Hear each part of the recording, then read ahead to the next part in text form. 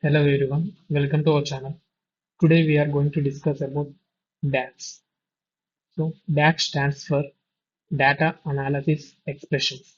DAX is a formula language used in Microsoft Power BI, Excel, and other tools like SSAS. It is designed for creating custom calculations in our data models. With the help of DAX, we can define calculations for our reports and enhance data analysis.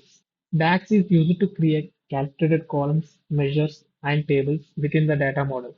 Its syntax looks similar to Excel formulas, but in Excel there will be a cell level calculations. In Power BI, we will make column level operations with the help of DAX. Next, we will look into calculated columns, measures, and tables.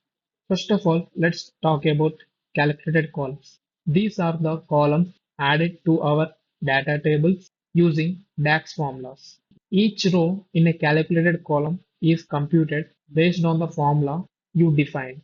Here we will add a new calculated column called sales to the table orders.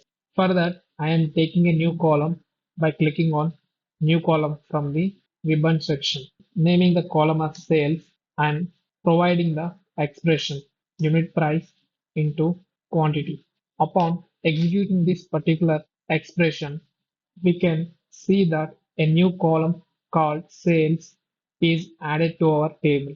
This addition of column will occupy some space, which is nothing but it will contribute to the overall storage of our data model.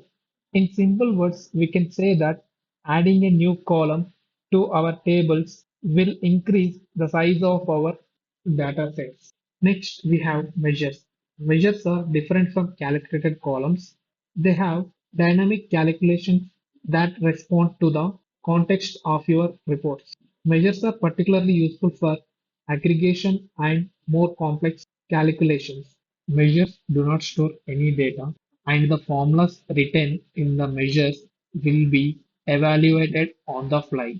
Let us create a measure to calculate total sales. For that, I am taking a new measure by clicking on new measure, and we will write a formula that sums up the sales column, which is nothing but sum of sales. And these measures are automatically updated based on filters and context applied in our report, which is making them incredibly powerful for dynamic data analysis.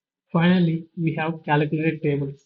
These tables are generated from table valued DAX formulas, which helps us to summarize and transform the data from existing tables. These calculated tables also store the data, which increase the size of the dataset. Let us create a table which summarizes the data based on category.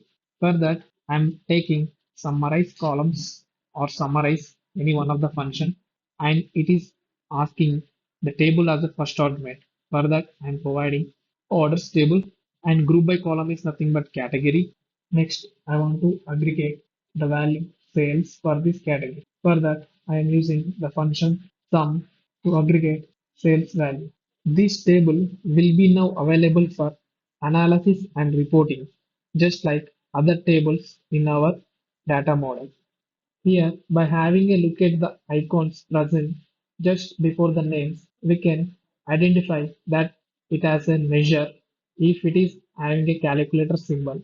And if it is having a table and calculator symbol, we can consider that one as a calculated table. In the same way, if we have a column with this icon, we can consider it as a calculated column. So finally, we can conclude in this way. Calculated columns allows us to add new data to the existing table. Measures allow us to perform dynamic calculation, and calculated table helps us to transform and summarize the data.